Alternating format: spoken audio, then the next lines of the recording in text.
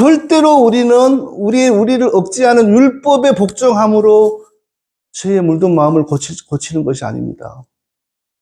죄에 지배되는 인격이 그래서 변하는 것 아닙니다.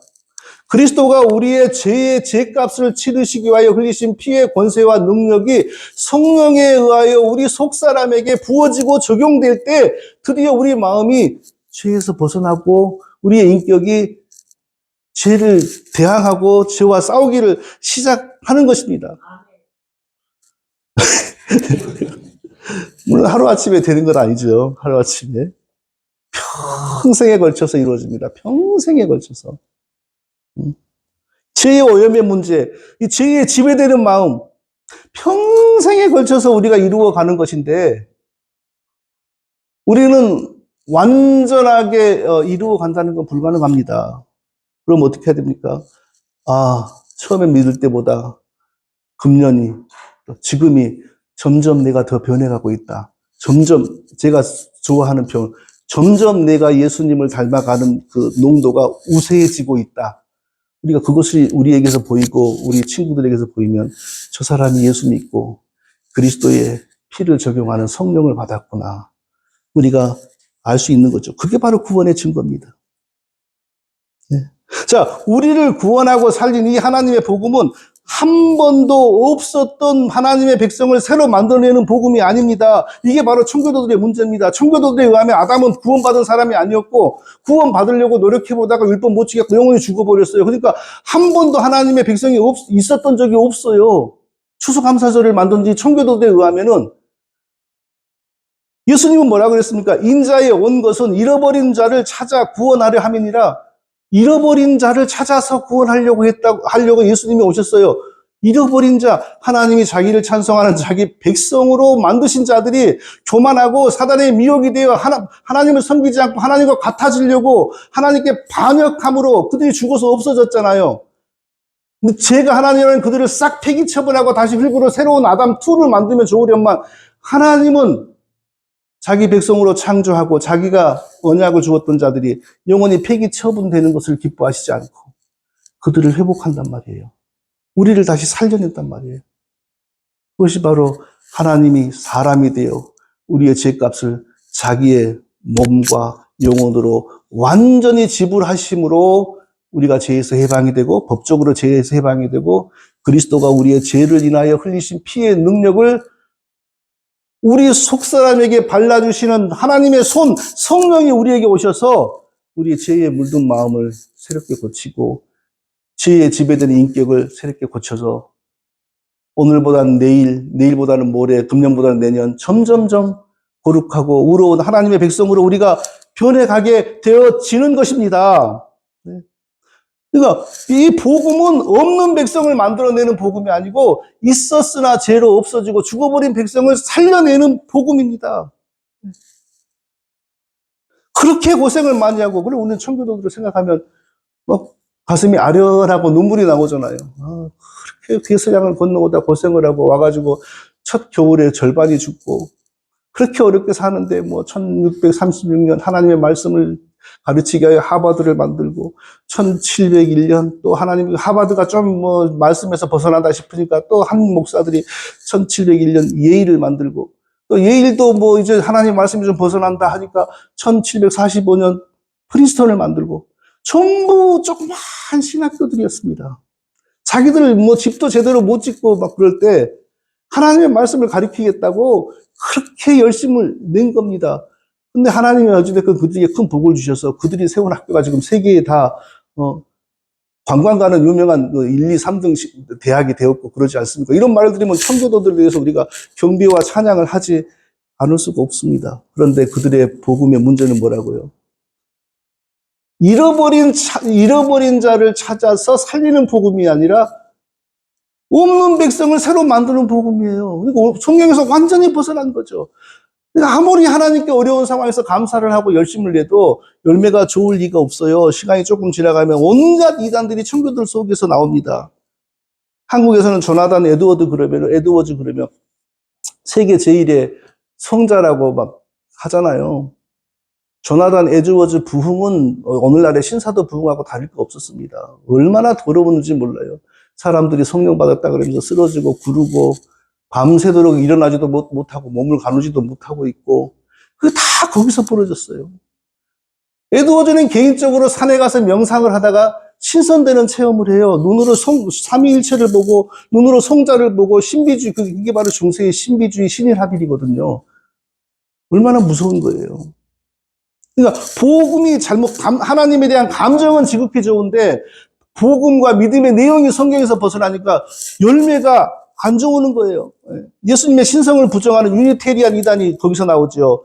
여호와 증인, 안식교 다 그 동네에서 나오죠. 아까 제가 얘기한 것처럼 저는 처음에 미국에 가서 한 10년 동안은 추수감사절을 독자적으로 집에서 하지 못했습니다. 왜냐면 애들은 어리지, 뭐 아내가 언제 뭐 칠면조를 굽고 이런 걸 언제 배우겠어요.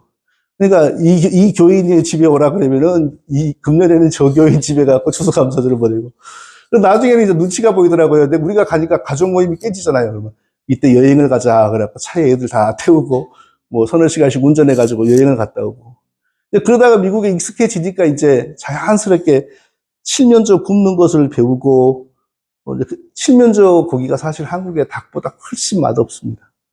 한국의 닭이 훨씬 맛있습니다. 그 칠면조보다요. 추수감사절만 되면은 온 미국이 한국의 추석보다 그 열기가 10배입니다. 모든 가정들이 칠면조 잡고 칠면조 굽고 아주 대단합니다. 그러면 미국 사람들이 다 그렇게 하나님에 대한 감사하는 마음이 있고 그 신앙이 괜찮을까요? 미국 사람들의 80%는 다 자기들이 구원받았다고 생각합니다. 자기들이 구원받았다고 하는 사람들에게 설문조사를 해보니까 우리가 아는 사람 중에서 가장 확실히 구원받았다고 믿을 수 있는 사람이 누구냐 하니까 1위가 누구냐 하면 마더 테레사였습니다. 마더 테레사는 어떤 믿음을 가진 사람입니까? 모든 종교인들이 다 그 상태에서 구원을 받는다. 이런 믿음을 가진 사람이었어요. 그러니까 알겠죠? 추수감사절이 아무리 뜨거워도 온 나라의 동네 구석구석의 축제가 되어도 하나님을 바르게 믿는 믿음하고는 상관이 없다는 거. 자, 오늘은 이제 이사야 63장의 특별한 장군 얘기를 하고 설교를 마치겠습니다. 에돔이라고 하는 나라를 무찌르고 돌아오는 한 장수가 이사야 63장에 등장합니다. 에돔은 지금 현재 이스라엘 남쪽의 요르단 정도이죠. 성경에서는 에서의 후손들입니다. 에서의 후손들이 이스라엘 백성들을 얼마나 많이 괴롭혔는지 모릅니다. 엄청 괴롭힙니다. 자, 그 이스라엘 백성들을 괴롭히는 에돔을 군대도 아니고 한 장수가 가서 무찌르는 그 이야기, 그런 어떤 그림 같은 이야기를 통하여서 오직 홀로 우리를 구원하게 하여 우리의 죄값을 대신 완전하게 지불하심으로 우리에게 구원을 주시는 예수 그리스도를 대비하는 것이 바로 이사야 63장입니다. 어떤 사람이 그 장수에게 이렇게 묻습니다. 어찌하여 내 의복이 붉으며 내 옷이 포도즙 틀을 밟는다 같이 붉으뇨? 이렇게 묻습니다. 어찌 네 온몸이 그렇게 피로 범벅이 되어 있느냐? 장수가 이렇게 말합니다. 만민 중에 나와 함께한 자가 없이 내가 홀로 포도즙 틀을 밟았는데 내가 노함으로 인하여 무리를 밟았고 분함으로 인하여 짓밟았으므로 그들의 선열이 내 옷에 띄어 내 의복을 더럽혔으니 라고 대답합니다. 그러니까 아무도 대신할 수 없는 전쟁을 아무도 도와주지 않는 상황에서 오직 홀로 전쟁에 나가 승리하였다. 이 장군이 이렇게 대답해요. 이 장군이 누구겠어요? 그냥 에돔을 물리친 이스라엘의 적그리스도의 나라 에돔을 물리친 한 장군 얘기를 하지만 사실은 죄로 말미암아 영원히 죽어버린 우리를 다시 살려내기 위하여 아무도 돕지 않는 상황 속에서 오직 홀로 우리가 치러야 할 죄값을 대신 치르기 위하여 자기의 몸을 바쳐서 십자가에 흘린 그 피가 온몸에 흘려있는 그 상징하는 거잖아요. 그걸 지금 얘기하고 있는 겁니다. 아담과 함께 우리가 범죄하여 영원히 저주받고 죽어버린 우리를 다시 살리기 위하여 하나님 자신이 친히 죄 없는 사람이 되시어서 자기의 몸과 영혼으로 죄인에 대한 하나님의 저주와 진노를 다 받으셨습니다. 완전히 받으셨습니다. 이 장군 예수 그리스도가 우리를 구원하는 영적인 전쟁에 임할 때 십자가의 길이 영적인 전쟁으로 지금 표현되는 거예요. 아무도 그분의 팔을 거들어드리거나 누가 거들어드리긴 누가 거들어드립니까? 베드로는 조금 따라가는 듯 하더니 두 번이나 부정하고 세 번째는 저주를 하고 다 그분을 배신했죠. 그러나 이 장군이 홀로 우리를 구원하는 영적인 전쟁에서 끝까지 참으시고 승리하셨습니다. 침뱉음을 당하시고 뺨을 맞고 조롱을 당하고 모욕을 당하고 채찍에 맞고 그리고 마지막엔 십자가에 달려 피를 다 흘리고 쏟으시면서 우리가 하나님께 드려야 될 받아야 될 죄의 형벌을 대신 완전하게 받으셨습니다. 이것을 이사야 63장은 한 장군이 이스라엘을 구원하는 전쟁에 홀로 나가 온몸이 피범벅이 되어서 이기고 돌아오는 그런 이야기로 비유를 하고 있습니다. 내가 본즉 나를 도와주는 자가 없고 붙들어주는 자도 없으므로 이상히 여겨 내 팔이 나를 구원하며 내 분이 나를 붙들었습니다. 그리스도께서 우리를 구원하는 거룩한 전쟁, 고난받는 전쟁이죠. 우리의 죄값을 대신받는 전쟁이죠. 거기에 나가 그 온몸으로 모욕과 조롱과 침뱉음과 고통을 당할 때 아무도 이 지구상에 그 누구도 그분을 돕는 분이 없었고 거두는 분이 없었습니다. 오직 자기가 자기의 팔로 나를 붙들었다. 이게 무슨 말일까요? 예수 그리스도의 사람이신 예수 그리스도는 죄 없는 분입니다. 죄 없다고 해서 남을 위하여 십자가를 끝까지 참을 수 있는 건 아닙니다. 사람으로서는 우리를 위하여 그 모욕을 당하고 조롱을 받고 이걸 참을 수 없습니다. 사람 힘으로는 안 됩니다. 예수 그리스도의 인성과 하나님이신 예수 그리스도의 신성은 처음부터 끝까지 분리되지 않고 함께 계셨어요. 하나님의 신성이신 예수 그리스도의 신성이 연약한 예수 그리스도의 인성을 십자가를 끝까지 참으시도록 붙드신 겁니다. 우리가 받아야 될 죄에 대한 저주를 끝까지 다 받고 다 이루었다 하실 때까지 하나님의 신성의 능력과 권능으로 인성과 함께 해주신 겁니다. 신성이 대신 고통을 당해준 게 아니라 신성이 인성을 붙들어 주신 겁니다. 그게 바로 아무도 나를 돕는 자가 없어서 내가 내 팔로 나를 붙들었다. 그 뜻입니다.